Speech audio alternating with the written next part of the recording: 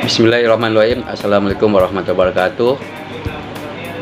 Izin mengenalkan diri, saya M. Kuswandi Surahman, nomor induk mahasiswa 220013, mata kuliah komunikasi bisnis. Dosen pembimbing Muhammad Teguh. Yang terhormat, pertama-tama puji dan syukur kepada Allah SWT yang memberikan kita kesehatan panjang umur, barokah, dan sama-sama mengharapkan keridhaan oleh Allah SWT dan keberkahan. Salawat dan salam junjungan Nabi kita Muhammad SAW, para keluarganya, sahabatnya, dan para pengikutnya hingga akhir zaman. Baik, langsung aja mau izin pengertian komunikasi. Berdasarkan KBBI, komunikasi adalah pengiriman dan penerimaan pesan atau berita antara dua orang atau lebih sehingga pesan yang dimaksud dapat dipahami. Kata komunikasi berasal dari bahasa Latin communicatus, artinya berbagi atau menjadi milik bersama, mengacu pada upaya yang bertujuan untuk mencapai kebersamaan. Proses dalam komunikasi adalah urutan langkah-langkah atau tahapan yang terjadi saat pesan atau informasi dikirimkan dari pengirim kepada penerima. Proses ini melibatkan sejumlah elemen yang bekerja bersama untuk memfasilitasi pemahaman dan pertukaran pesan. Berikut adalah penjelasan lengkap mengenai proses komunikasi. Pengiriman atau sender. Pengiriman adalah individu atau identitas yang memulai proses komunikasi dengan merumuskan dan pengiriman pesan kepada penerima. Pengirim memiliki niat atau tujuan dalam mengirim pesan, yang bisa berupa informasi, gagasan, perasaan, instruksi, atau pesan lainnya. Pesan atau message.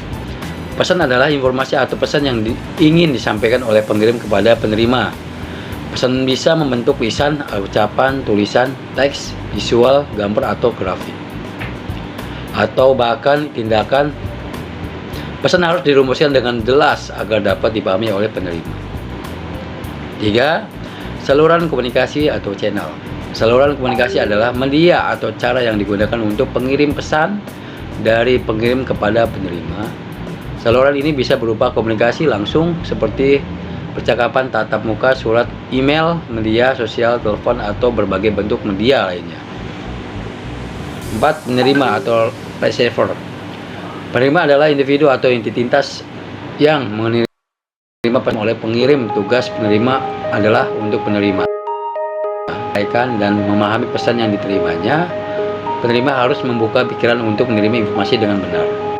5. Umpan balik atau feedback. Umpan balik adalah respon atau tanggapan yang diberikan oleh penerima kepada pengirim setelah menerima pesan. Ini penting karena umpan balik dapat menginformasikan pemahaman yang benar atau membantu klarifikasi jika ada kebingungan. Umpan balik juga dapat memberikan informasi kepada pengirim tentang efektivitas pesan mereka. 6.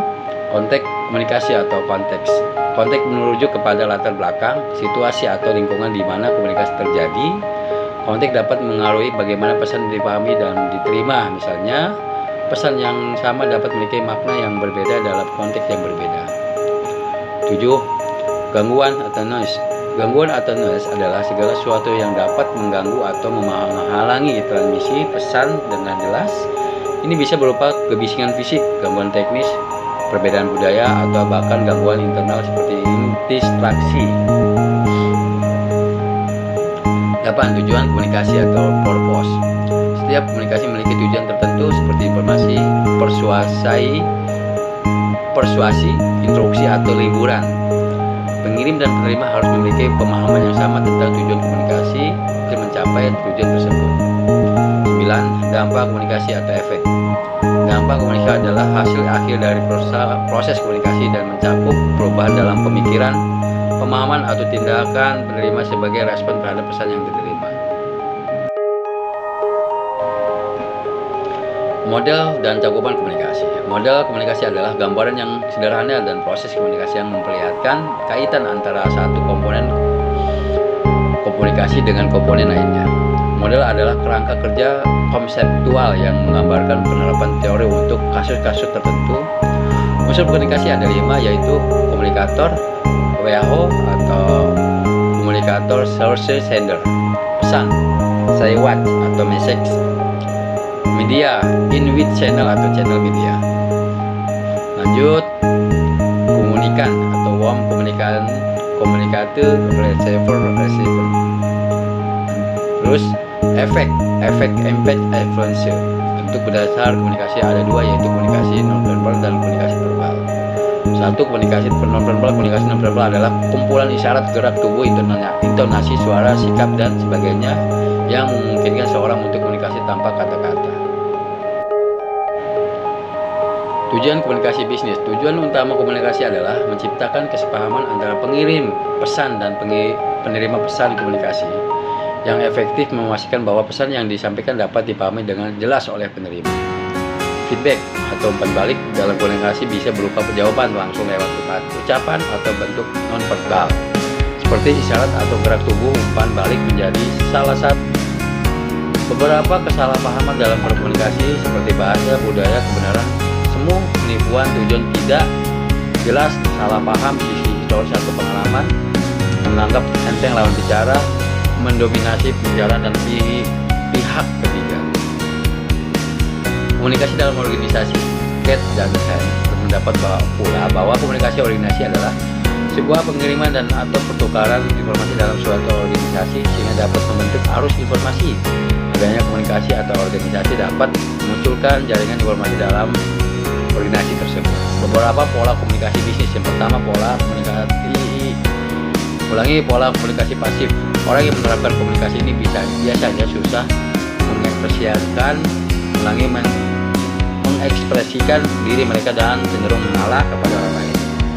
Akibat dari pola komunikasi ini biasanya sering terjadi miskom dan muncul rasa emosi negatif yang terpendam karena mereka tidak bisa mengutarakan apa yang ada dalam pikiran mereka. 2. Pola komunikasi agresif. Orang yang menerapkan pola komunikasi agresif ini biasanya mempunyai keinginan untuk mendominasi segalanya. Ciri orang dengan komunikasi ini biasanya suara keras, kontak matanya intens, dan mengontrol orang dengan cara intimidasi atau dengan cara apapun. 3. Pola komunikasi pasif agresif. Makna dari pola komunikasi ini yaitu biasanya di luar terlihat pasif, tetapi makna kata-kata yang dilontarkan cukup agresif. Ciri orang dengan pola komunikasi ini adalah cara berbicaranya pelan, tidak terdengar, dan susah mengkomunikasikan pendapatnya dengan jelas. Apabila ulangi apa dipikirkan dan dirasakan dalam dirinya beda dengan yang ditampilkan. 4. Pola komunikasi asertif. Pola komunikasi ini disebut spesial karena menggabungkan beberapa aspek positif dari pola komunikasi pasif agresif dan pasif agresif menjadi sebuah pola komunikasi yang super. Pola komunikasi asertif ini menekankan kepada pola komunikasi yang terbuka dan tidak memaksa. Jadi mereka tahu apa yang mereka inginkan dan paham cara menyampaikan ke orang lain sambil mempertemukan perasaan orang lain juga. Jenis-jenis komunikasi. 1. Komunikasi verbal. Komunikasi verbal merupakan komunikasi yang digunakan dengan menggunakan simbol-simbol verbal serta menggunakan kata dari satu maupun lebih bahasa. Komunikasi verbal tidak hanya berupa lisan saja, namun meliputi pola komunikasi lisan serta komunikasi tertulis. Komunikasi nonverbal, komunikasi yang dilakukan dengan cara menggunakan pesan nonverbal untuk menyampaikan suatu informasi. Cara melakukan komunikasi nonverbal ini adalah tanpa menggunakan kata atau mengeluarkan kalimat dari mulut, tetapi dengan cara melakukan suatu tindakan untuk menyampaikan suatu informasi. Berikut beberapa contoh dari komunikasi nonverbal. Dan 3. Komunikasi formal. Komunikasi formal merupakan komunikasi yang terjadi di antara organisasi maupun perusahaan dengan tata cara yang telah diatur sebelumnya suatu dengan struktur organisasi dan komunikasi formal. Maka seseorang umumnya menggunakan tempat tata bahasa yang terlihat lebih baku dan formal dibandingkan ketika melakukan komunikasi non formal.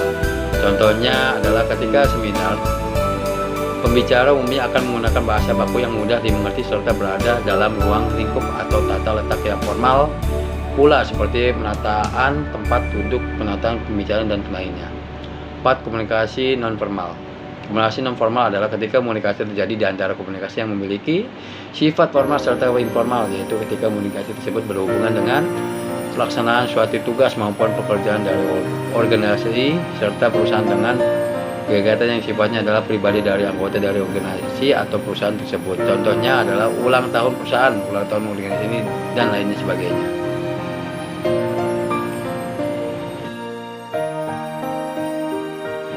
Efektivitas dan hambatan komunikasi. Faktor penghambat komunikasi yang pertama, hambatan fisik.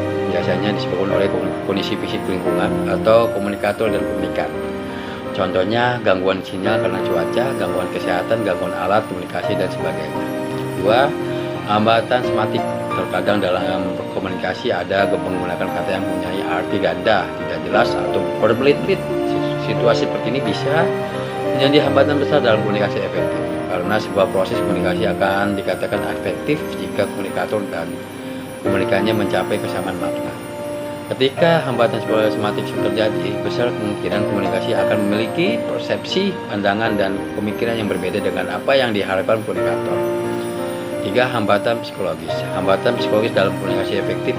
Bentuk hambatan psikologis dan sosial sangat mungkin terjadi, contohnya perbedaan nilai, harapan, keyakinan, pendapat, pandangan, dan sebagainya. Berbeda dalam memandang. Perbedaan ini yang menyebabkan komunikasi efektif jarang tercapai karena antara komunikator dan komunikan punya cara berbeda dan memandang situasi hal. Perbedaan latar belakang. Latar belakang yang berbeda bisa menghambat proses komunikasi efektif, terlebih lagi saat komunikator tidak memahami latar belakang komunikan. Pula sebaliknya, sebagai contoh, komunikator yang tidak mengetahui latar belakang komunikannya bisa jadi menggunakan bahasa yang sulit dimengerti, gerak-gerik tubuh, serta raut wajah yang tidak sesuai.